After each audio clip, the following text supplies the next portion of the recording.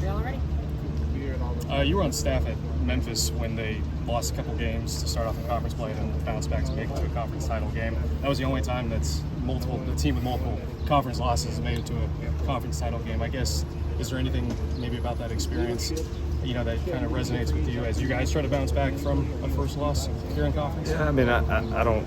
We're focused on winning 1 week at a time right now, and that's what I told the guys. And that's what our message as a staff has been. I mean, this week's the ultimate test as far as just fundamentals and discipline and technique, and so right now we're focused on where we're at, and that's getting better this week and putting our best foot forward to have a chance to go win a game that we want to win this Friday. So I don't think looking too far ahead other than that.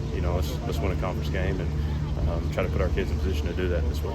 How much does playing an offense like Navy kind of tear up your playbook a little bit and make you focus on certain things rather than maybe having everything at your use?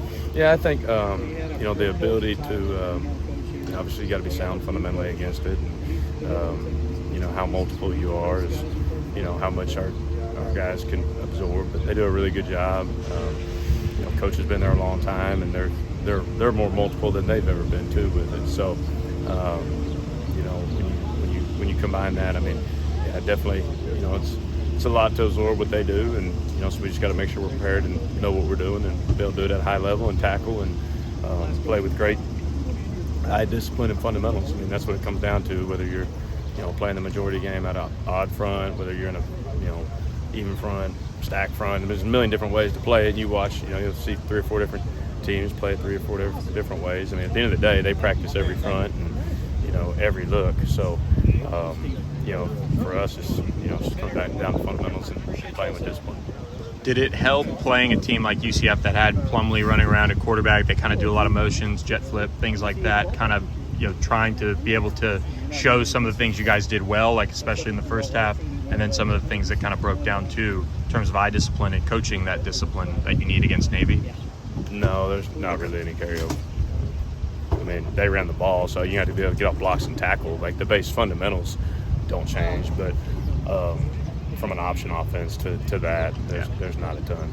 Ryan talked about just the importance of just finishing and just the tiny details when you look at some of the plays that have kind of broke against you guys. I guess is that what you're seeing too? And I guess how close do you feel to actually? Yeah, I mean, that was one of the more frustrating games I've been a part of, and I mean, it's there's a butt kicking at halftime. I mean, 145 yards, and I felt like it should have been about a 28-3 game. We had 10 guys on the field with an 11th running on, which resulted in a touchdown. And there was a sudden change that we held them to a field goal. Other than that, I mean, if you looked at it statistically going into halftime, I think you probably felt watching it. I didn't have the same experience you did. It was, it was going to be a butt kicking. And then I think it was such a close game. And, our plan going into the game was we had to stop the run, and we knew that. We had to make him throw it and complete passes. In the first half, he didn't. And that's why they had 145 yards, and we were able to load the box and take away some of those things. And in the second half, he did and got going on the first touchdown drive. And by the time we were able to adjust, the game just changed so quickly when they took the lead, and it kind of went to 4-minute mode for them. If we don't have enough ways to get big bodies in the box, then we're going to run it. And if you start creeping the safety down, we're going to throw it. And we knew they had 2 really good wideouts. I mean, those are 2 good players, and so I mean, we got to make more plays. I told the guys that. I believe that the guys we had out there can make those plays, and we got to finish on balls. When we had three balls hit us in the hand, 2 for sure that were the one there late and the one at the beginning of the game. That those interceptions can be game-changing plays. I think it's all those things that we just got to improve on. And for me, it's I'm a glass half full guy. I mean, don't get me wrong, I'm frustrated, I'm discouraged, but where we're at right now is we focus on the process and we focus on getting better. And we are focused on this week and what we have to do to accomplish the task this week. And so I thought the guys had a really good practice today. Things we got to get cleaned up, but we went live some in scouts, which don't know if I've ever done. But, you know, I mean, you're going to have to tackle backs for 2 and 3 yard gains and can't let them fall forward. And so some of the guys I thought did a good job. We got some areas we got to improve. But we continue to find the right guys that want to work and want to compete and want to be out here and want to play for the right reasons. And I think get those guys out on the field and let them go play and play hard for each other. Did you think that was the best half? That first half was the best half that you guys played all year? And being a glass half full guy, how much do you just keep harping on that, showing the guys that, hey, this is how we need to keep it? Yeah, they see it. I mean, they saw it. They saw. I mean, the second half, really three weeks in a row, we've played one really good half in each of those 3 games. You know, and Maryland team was pretty daggum talented. To go in at halftime without DeVere in the first half especially, and to be, I think, 13-point or 17-point, whatever it was, I thought was a pretty good job for what I thought of them coming into the game, you know. So I think each week you look at it and it's just like Coach says, we just got to finish and put a complete game together. I thought the next week we started slow, and then last week we started really fast. We got after them. Our kids were confident and came out and they hit a couple plays.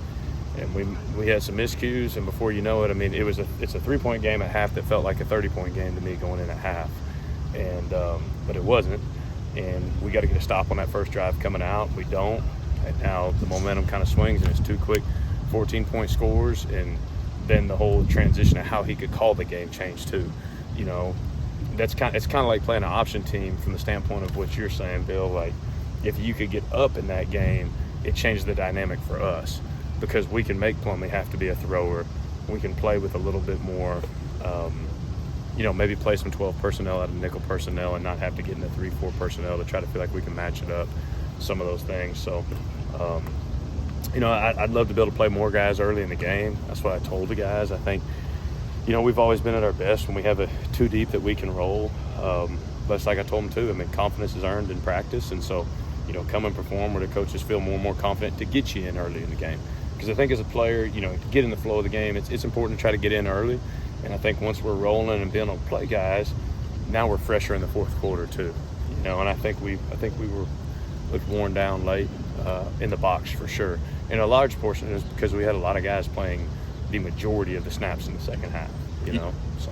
You mentioned playing the 3-4. Is that kind of why Crosley didn't play as much? Just kind of the or is he? Yeah, they were only in 11 personnel for 23 snaps in the game, and so going into our game, they'd been, you know, about 75%, you know, 11 personnel team, and in the first half they were more 11 than 12, and you know, we kind of stoned them out of the 11. So I think his thought process was go to 12 and, you know, get big tight ends in there. So, you know, it's just. You got big tight ends that are in there to run block. You know, to me, was more of a matchup deal. But it's something we're going to look at too, is how we can, you know, be a little bit more multiple and maybe stay nickel personnel and some of that stuff. But you know, hindsight's 20/20. I thought we fit the run out of 12 personnel and 3-4 personnel in the first half. Great, you know. So I think just once the game changed and he was able to hit some, you know, it was a good adjustment by them to start throwing some RPO glances on that stuff. And you know, we got the safety coached up on, you know, the post safety. I'm leaning to the side of the back to try to help that out, but we were trying to keep numbers in the box to stop the run, and you know, we just couldn't get quite enough negative plays in the second half to get them behind the chains. I don't know if it necessarily be a preference, but is there a benefit to maybe playing a team that seemed to have it clicking on offense, to maybe see what they were doing against certain defenses that really worked, or is it more beneficial to maybe play them after a team kind of stopped them and to be able to see what an opposing team did to slow them down? Yeah, you're talking about this week, I'm assuming? Yeah, I think it's more just, you know, understanding that what you're going to get out of each look, right? It's a offense largely based on, if you're in this, then we do that. If you're in this, on this play, we do, you know what I mean? So it's more to me like understanding, yes, to your point, I mean, I think it's good to see. You could tell going into this, you know, first watching them before this game, that they had explosive capability, and you know, if teams weren't sound, that they were going to be able to get after you, and so they did to Tulsa and got after them pretty good. So yeah, I think our guys know it's a challenge, and we got to play well start to finish to give ourselves a chance to win this game.